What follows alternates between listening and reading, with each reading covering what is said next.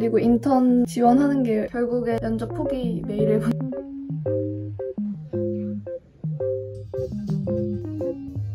어떤 문제가 나오는지 좀 지금은 면접 떨어지고 다음날 아침이고요. 오늘부터는 인턴 지원을 다시 한번 해보려고 해요. 사실 면접 결과 기다리면서도 인턴 지원을 해야 되나 고민을 했었는데 뭔가 될 수도 있다 이런 여지가 있으니까 인턴 지원에 대한 의욕이 안 생기더라고요. 오히려 떨어져 버리니까 다시 0부터 시작하는 의욕이 생겼달까? 그래서 슈퍼루키 같은 공고 사이트를 보면서 지원할 만한 인턴을 좀 찾아보려고 해요. 이렇게 관심 가는 공고들을 모아봤고요. 마감 기한이라 가고 싶은 선호도에 맞춰서 뭘 먼저 해야 되는지 정리를 해볼게요.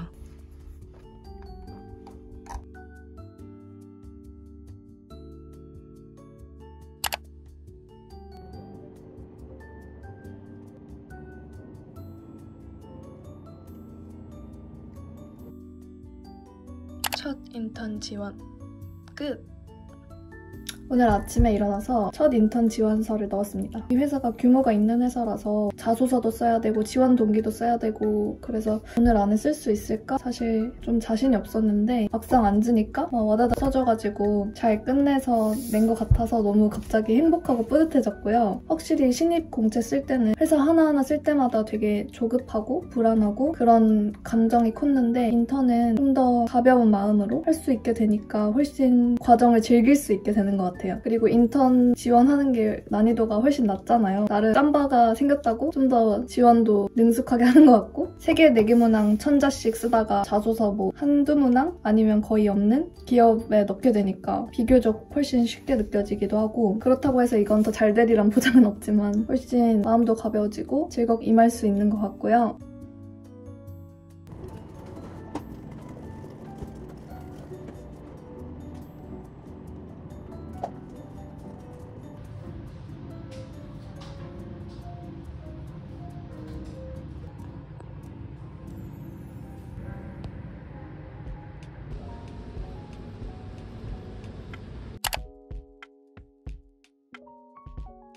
제가 원래는 한동안 이북 리더기로 책 읽다가 잤잖아요. 근데 최근에 다시 도파민병이 돌아가지고 핸드폰 보거나 아이패드로 유튜브 보거나 하다가 잤거든요. 근데 진짜 그렇게 바뀌니까 잠에 드는 게 되게 불편해진 거예요. 스르르 잠이 드는 게 아니라 뭔가 반쯤에 깨어있는 느낌으로 잠에 든다고 해야 되나? 잠을 자도 잔 것 같지가 않고 너무 신기하지 않나요? 그 책에서 디지털 화면보다 자는 거랑 아닌 거랑 수면 질의 차이가 다르다고 했는데 그걸 실제로 경험해서 너무 신기하기도 하고 오늘부터는 다시 억지로 책 읽다가 자려고 합니다.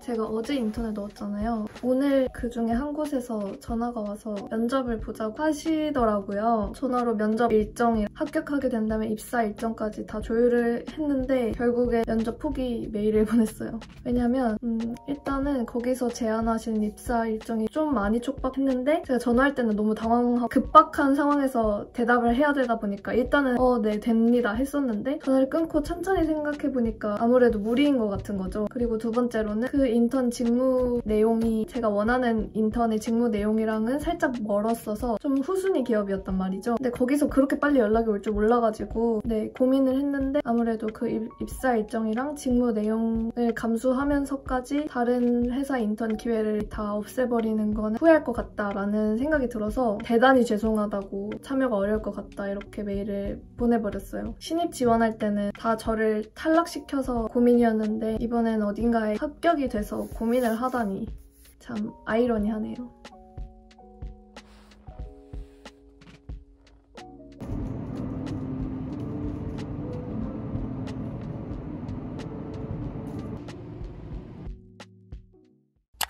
지금 오후 2시 반쯤인데요. 제가 왜 갑자기 이렇게 꾸몄냐면 오늘 원래 아무것도 없는 날이었거든요. 그냥 동네 가서 책 읽거나 뭐 편집하거나 그러려고 했는데 갑자기 억울한 거예요. 이 젊은 날, 날씨도 이렇게 좋은데 집 안에만 박혀 있어야 하나. 오늘은 좀 계획 없이 나가서 혼자 놀아보려고 하는데요.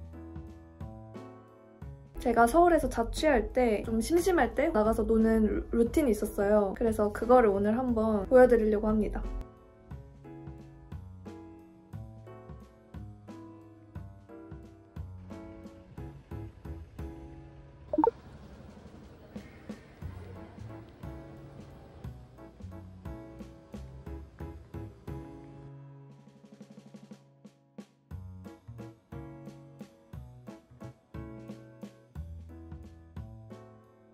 들리시나요?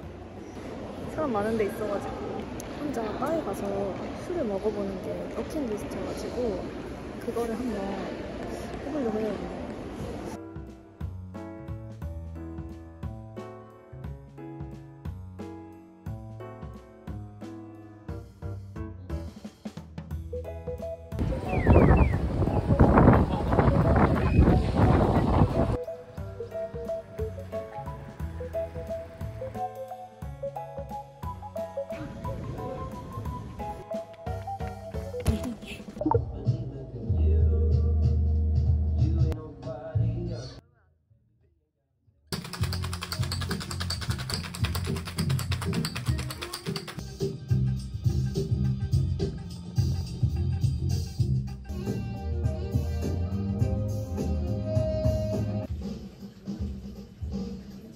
서비스로 한 잔을 더 주셨어요.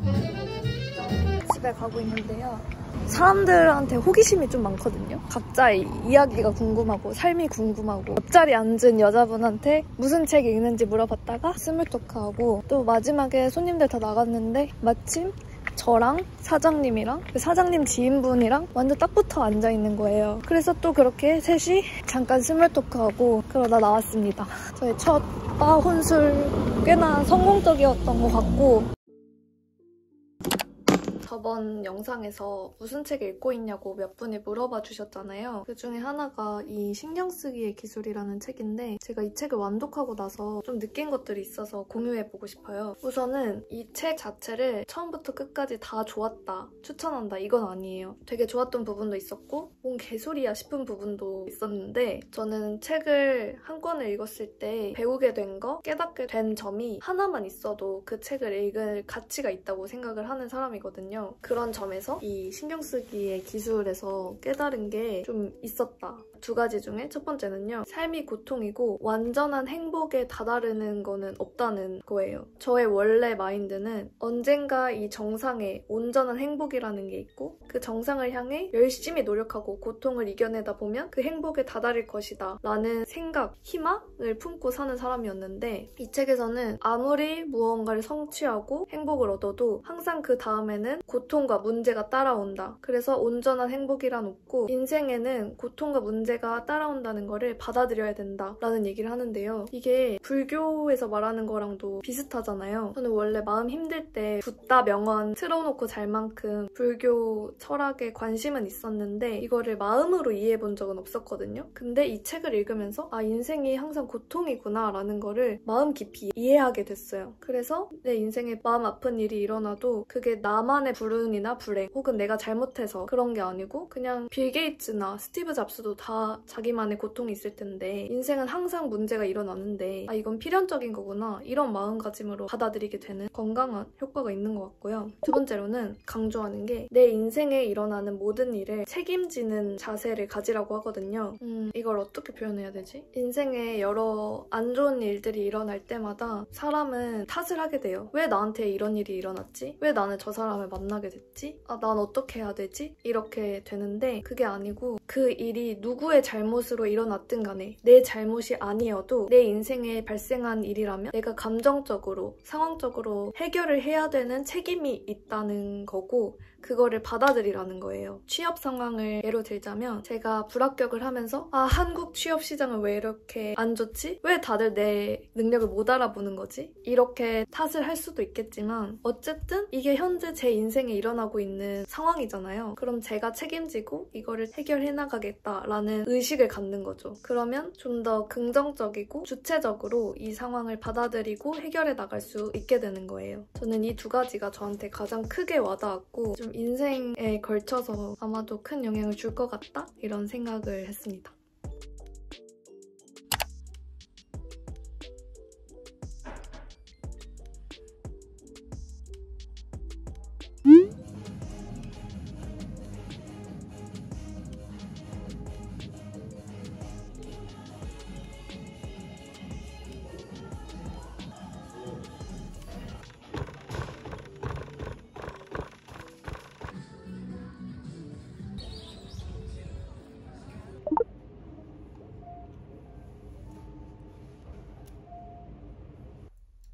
네, 여러분 아, 더러워. 지금 제가 제일 한가한 시기인데요. 인턴 몇 개 써놓고 지금 서류 결과 기다리고 있고 아주 여유로운 시간을 보내고 있는데 공채 하나가 더 떠가지고 거기를 오늘 썼거든요. 직무가 저랑 큰 연관은 없어서 서합의 가능성은 정말 낮긴 하지만 만약에 서합을 한다면 바로 며칠 뒤에 인적성을 봐야 되는 구조예요. 근데 제가 이 책을 취준 시작할 때 3달 전? 3달 전에 샀는데 보실래요? 완전 그냥 새 책이고 심지어 저는 이 소장도 안 펴봤어요. 여기 눌린 자국이 없어. 왜냐면 인적성을 볼 일이 없을 거라고 생각을 해서 공부를 안 했는데 상상이 현실이 됐더라고요. 정말 인적성을 볼 일이 단 1도 없었다. 아무튼 지금 지원한 기업이 정말 1000분의 1의 확률로 만약에 서류를 붙는다 하면은 제가 지금 인적성 공부를 안 해뒀을 때 과거의 저를 되게 원망할 것 같거든요. 지금 시간도 이렇게 많은데 그렇기도 하고 또 뭐 하반기 인적성 볼 일이 있을 테니까 어떤 문제가 나오는지 좀 알고 있을 필요가 있지 않나. 뭐 소금물? 몰라요 저. 아무튼 이런저런 변명 끝에 지금 시간이 많을 때 인적성 공부를 좀 해보려고 합니다.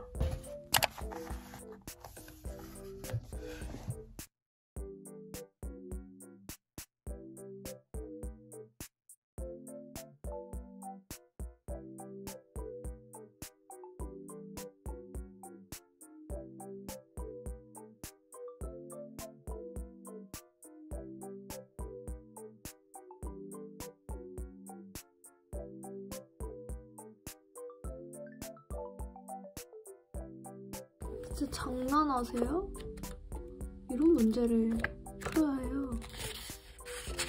참. 지금은 밤이고요. 오늘은 저의 메모 관리 시스템인 세컨드 브레인을 2주마다 정리하는 날이에요. 세컨드 브레인은 제가 노션에 각종 메모, 독서 노트 같은 것들을 정리해서 보관해 놓는 곳이고요. 원래는 이렇게 주기적으로 정리를 하진 않았는데 이렇게 날짜를 정해놓지 않으니까 메모가 그냥 쌓이고 정리도 안 되고 다시 읽어보는 기회도 없는 것 같아서 이렇게 2주마다 날을 정해놓고 이날 합니다. 이렇게 제가 최근에 읽었던 책들 중에 정리 안 해뒀던 하이라이트들을 노션에 옮겨오는 작업이 여기까지는 다 정리를 했는데 이 책만 정리를 안 해뒀더라고요. 작가 이름이 뭐였더라?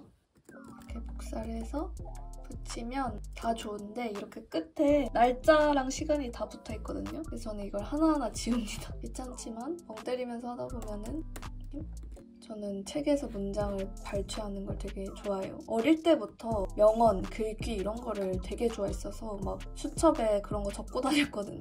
제 좀 성향인 것 같아요, 이게. 이렇게 제가 임시 보관소에 넣어놨던 메모를 다시 그 원본을 보면서 제대로 메모를 해놓는 과정을 하고 있습니다.